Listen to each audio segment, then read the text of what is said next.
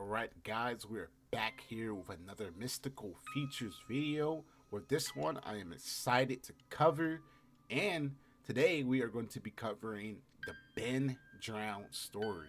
So, let's go ahead and take a dive into it. In September 2010, a college student named Usable bought a Nintendo 64 cartridge named Majora from an old man at a garage sale. The full name of the cartridge is called The Legend of Zelda Majora's Mask. When Usable loaded the game, it had the former owner's save data named Ben. He loads up the save data and starts playing it. As he's playing it, inconsistencies started to pop up like glitches, leading him to make a post on 4chan. Now, let me do some explaining to you about The Legends of Zelda Majora's Mask.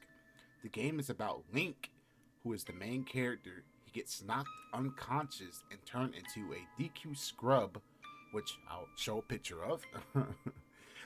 Link has 3 end-day games to retrieve the Majora's Mask before the moon crashes into the world. Now, apparently, there's a glitch you can do that will give you a 4th day with unlimited time.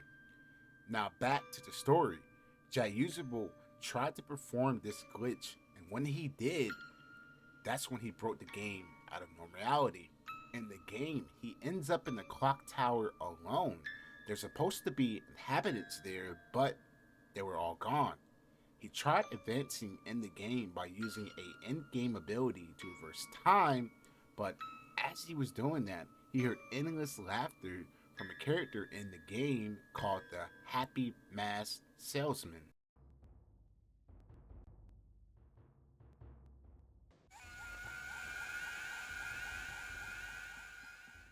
When reversing time didn't work, he was forced to drown Link into a pond. When he does drown, Link started to twitch his head and started to scream with the screen flashing depicting the Happy Mask Salesman, which is the character in the game. He was smiling and laughing all throughout the screen. The game continues and a common song that's in the game started playing. But it was playing in reverse. Then a statue of Link appeared, and the statue face was locked in an unblinkable stare. The statue actually follows Link, but it was outside of the game's camera perspective.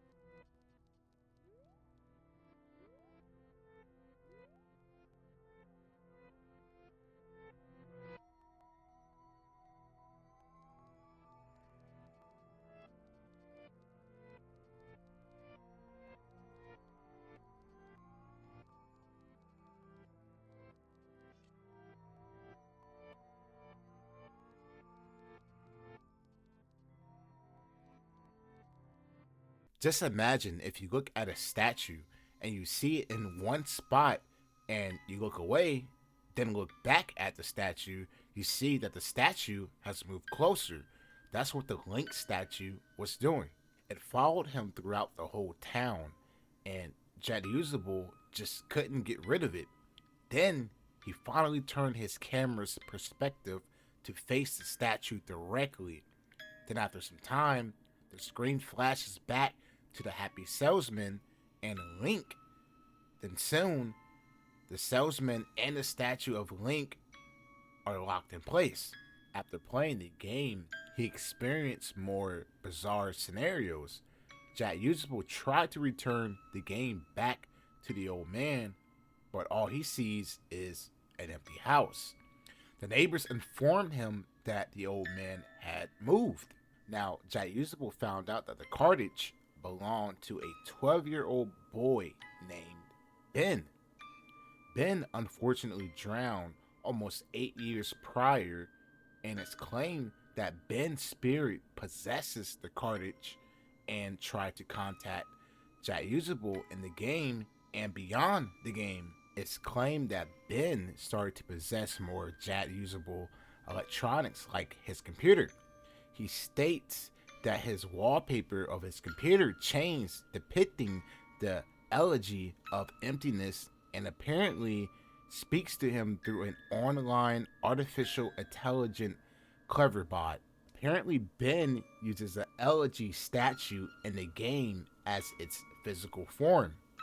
And Usable claimed that he saw the old man looking into his window as this was going on. It says that eventually Ben has hijacked Usable computer and began to use 4chan and YouTube to escape the cartridge to get to the internet.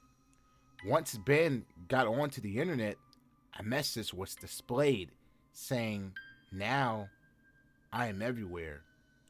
After publishing his final accounts of the events he went through, Usable was never heard from again. 2 days after Ben escaped the cartridge, a cult calling themselves the Moon Children was discovered. Apparently, Usable had a cipher on his YouTube channel that was discovered by a viewer. Eventually, it led them to a private website called You Shouldn't Have Done That.net. On the website, there was 3 moderators that were discussing the upcoming ascension of one of their members. By exploring varieties of links, readers were able to discover details about the cult's background and were able to start contextualizing the prior arc. It's claimed that the original Ben from the haunted Nintendo 64 cartridge was a member of the Moon Children who had sacrificed along himself with several other individuals under the pretense of achieving ascension. The cult's ideology seems to conjugate around a prophet of end times in which the moon destroys the earth. This doctrine was provided to them by their deceased prophet Kelbreeze, who died under questionable circumstance and now seen within the cult as evidence of his own successful ascension. As the 3-day cycle progressed, readers were able to contact the moderator going by moniker Ifrit, who answered several questions before disappearing and confirming that the original Ben was sacrificed on April 23rd, 2002. As the 3rd day began, the website showed apparent signs of glitching and collapsing, with links that previously worked before but now seem to be broken or leading to nonsensical places, and the chatter between the Moon Children started to grow more maniac. To give themselves more time to uncover the mystery surrounding the cult, a reader uploaded a YouTube response video playing the Song of Time, a song in the Majora's Mask that could send Link back 3 days. Shortly after the video was published, You Shouldn't Have Done That.net went offline. The following day, the website returned in an unfinished glitching state identical to the day that the readers discovered it, revealing that the end-game actions from Majora's Mask had effects on the website. On November 8th, another video uploaded on Usable channel was signaling the beginning of the arc's epilogue, with the coming months seeing small changes made to the Moon Children's website. On February 17, 2011, a new forum called Within Hubris was launched as a central hub for the audience to use during the 3rd arc. Within a week of the site's discovery, certain readers in real life began receiving newspaper clippings in their mail that detailed an apparent murder-suicide that took place 3 months ago in New York and started receiving apparent messages from Ben. Awakening is the third and final arc in the Ben Drowns series, beginning in March 2020 with the reactivation of Jet Usable's YouTube channel, which ended on October 31st, 2020. Due to its size of the arc, it's divided in two parts. We have part one, which is Methods of Revolution, which uses a found footage format centered on exploring a mysterious hotel. And we have part two, which is The Last Hero, which refers to Sarah's journey to save the corrupted world from the Haunted Carthage arc. It initially follows a character referred to as the second player who awakens in a corrupted simulation known as the Ethereal Hotel. Audience members guide his actions through community voting similar to as choose your own adventure format, basically making your own choice to certain games. Like if you get a bad ending, good ending, you decide. And the second player's journey is told through a real life found footage format. So there's a lot to cover in the Awakening arc that we probably most likely gonna have to do a part two of this video because there's just a lot of information, especially in the Awaken arc. I try to give a brief summary, maybe you might understand it, but it's about the Awakening. Basically, there's two protagonists who goes by the name of Jet Usable and Sarah. Sarah is trapped in the game Carthage, and throughout her journey, she confronts the Moon Children and she saved a lot of souls in the game world. But we'll get more into that in a part two video. So, in conclusion, we are still not done with the Ben Drown story. There's just so much to talk about and cover that we'll have to do it in a part two video. I did some research to see if modding a Nintendo 64 cartridge was a thing back then. I'm still doing research on it because I just can't find a straight answer on it. But if you guys know, please provide a source and let me know. And basically, we're trying to see if you can mod a Nintendo 64 cartridge back in the day, like early 2000s, maybe in the 90s and stuff.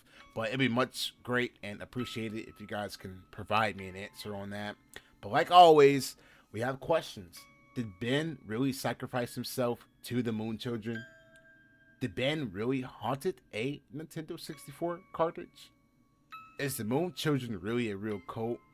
We'll make part two and we'll dive more into this. But until then, if you guys have any information of the Ben Drown story, please provide it to me. Please let me know. We'll add it into the next part. But other than that, that'll be the end of this video. I hope you guys enjoyed this as much as I did. Like, comment, and subscribe. See you guys on the next one. And tell me, what should we talk about next video? You guys take it easy. You guys stay safe. And I'll see all you guys all in the next one. Goodbye.